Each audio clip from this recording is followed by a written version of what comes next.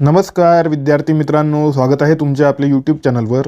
आजच्या व्हिडिओमध्ये आपण एक नवीन जाहिरात बघणार आहोत।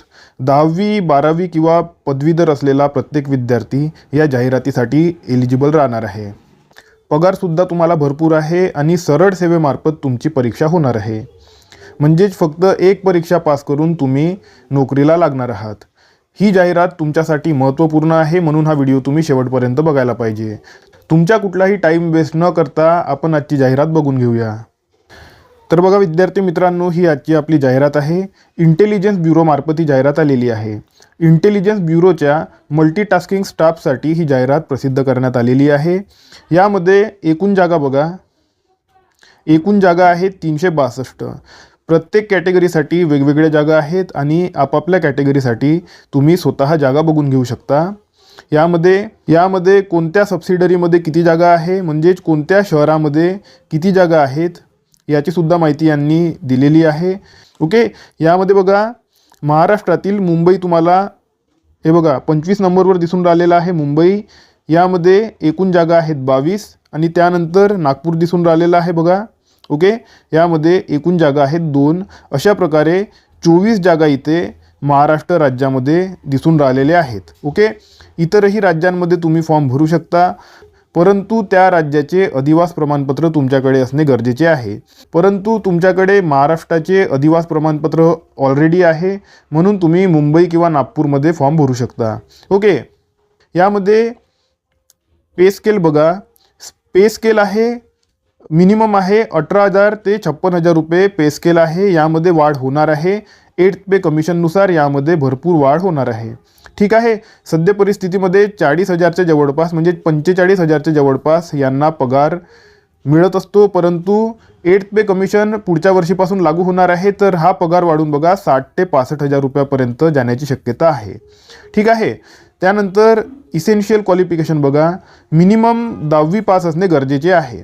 ओके, मिनिमम मागितलेला आहे 10वी पास। त्यानंतर तुम्ही 12वी असाल किंवा ग्रॅज्युएट असाल किंवा पोस्ट ग्रॅज्युएट असाल तरीसुद्धा तुम्ही या परीक्षेसाठी फॉर्म भरू शकता। मिनिमम इसेन्शियल क्वालिफिकेशन आहे 10वी पास। ठीक आहे, त्यानंतर एज लिमिट बघा, 18 ते 25 वर्षापर्यंतचे विद्यार्थी या परीक्षेसाठी एलिजिबल राहणार आहेत। यामध्ये OBC विद्यार्थ्यांना 3 वर्षाचं, ओके, आणि SC ST विद्यार्थ्यांना 5 वर्षाचं एज रिलॅक्सेशन हे मिळत असते।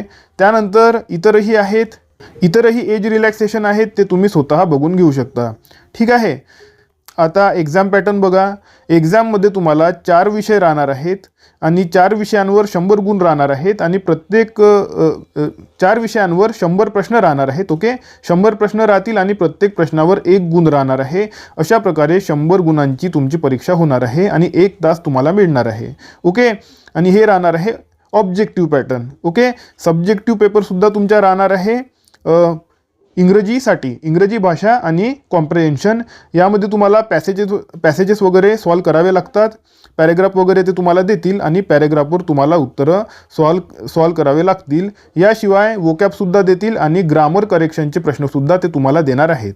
ओके, यावर 50 मार्कांचा हा सुद्धा पेपर राहणार आहे आणि यालासुद्धा 1 तास तुम्हाला मिळणार आहे आणि हा पेपर खूप जास्त सिंपल असतो। ओके, खूप जास्त सिंपल असतो। अशा प्रकारे तुमची Tier 1 आणि Tier 2 एक्झामिनेशन होणार आहे। ओके, आणि बघा पेपर 2 जो असतो म्हणजे Tier 2 एक्झाम जी असते खूप सिंपल असते। भरपूर विद्यार्थी ज्यांना थोडंफार इंग्लिश येते, ज्यांचे इंग्लिश ठीकठाक असते, ते आरामात Tier 2 एक्झामिनेशन क्रॅक करत असतात। प्रॉब्लेम फक्त विद्यार्थ्यांना Tier 1 एक्झामिनेशनमध्येच येते, कारण इथे जे 4 विषय असतात ते असतात बघा, GK असतो, त्यानंतर रिझनिंग, मॅथ आणि इंग्लिश। अशा प्रकारे 4 विषय इथे तुम्हाला असतात आणि यामध्ये GKवर सर्वात जास्त म्हणजे 40 गुण तुम्हाला इथे असतात। ओके, आणि रिझनिंगवर 20, मॅथमॅटिक्सवर 20 आणि इंग्रजीवर 20, अशा प्रकारे 60 प्रश्न असतात म्हणजे 60 गुण। अशा प्रकारे 100 गुणांची तुमची एक्झाम असते आणि निगेटिव्ह मार्किंगसुद्धा असते। प्रत्येक प्रश्नावर तुमचे 1/4 जे आहे म्हणजेच 1/4 निगेटिव्ह मार्किंग असते, म्हणजे 4 प्रश्न चुकले तर तुमच्या 1 मार्क रद्द होणार आहे। ठीक आहे, आता समोर बघा, एक्झामिनेशन सेंटर तुम्ही आपल्याच राज्यामधलं सिलेक्ट करू शकता। महाराष्ट्रामध्ये अमरावती, छत्रपती संभाजीनगर आहे, ओके, त्यानंतर जळगाव, कोल्हापूर, लातूर, मुंबई MMR, नागपूर, नांदेड, नाशिक, पुणे आणि सांगली अशा प्रकारे तुम्ही महाराष्ट्रामधील सेंटर सिलेक्ट करू शकता. भरपूर सेंटर आहेत. तुम्हाला दुसऱ्या राज्यामध्ये सेंटर मिळण्याचे चान्सेस खूप कमी राहणार आहेत. ओके, समोर बघा. आता बघा विद्यार्थी मित्रांनो, फॉर्म भरायला सुरुवात झालेली आहे 22 तारखेपासून आणि 14 तारखेपर्यंत म्हणजे 14 डिसेंबरपर्यंत तुम्ही या परीक्षेचा फॉर्म भरू शकता. ठीक आहे. आणि जर तुम्हाला बँकेमध्ये जाऊन फॉर्म भरायचा असेल म्हणजे फीस भरायची असेल तुम्हाला बँकेमध्ये जाऊन, तर 16 तारखेपर्यंत तुम्ही बँकेमध्ये जाऊन फीस भरू शकता. परंतु चालान तुम्हाला आधीच काढून ठेवावं लागणार आहे. ठीक आहे. आता बघा विद्यार्थी मित्रांनो, फीस बघा. फीस तुम्हाला इथे टोटल जे आहे बघा, mail candidate of UR, EWS आणि OBC म्हणजेच ओपन कॅटेगरी, EWS कॅटेगरी आणि OBC कॅटेगरीचे जे बॉईज आहेत त्यांना 650 रुपये फीस भरायची आहे.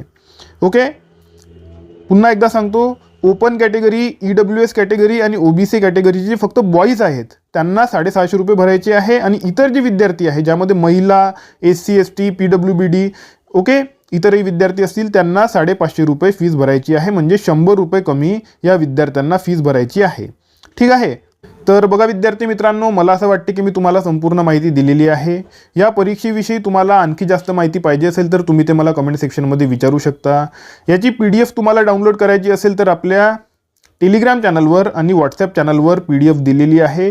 आपलं टेलिग्राम चॅनल आणि व्हॉट्सॲप चॅनलसुद्धा तुम्ही जॉईन करून टाका. आता आपण भेटूया आपल्या पुढच्या व्हिडिओमध्ये. तोपर्यंत अभ्यास करत राहा. या व्हिडिओला लाईक करा, चॅनलला सबस्क्राईब करा आणि बेल आयकॉन प्रेस करून टाका. धन्यवाद.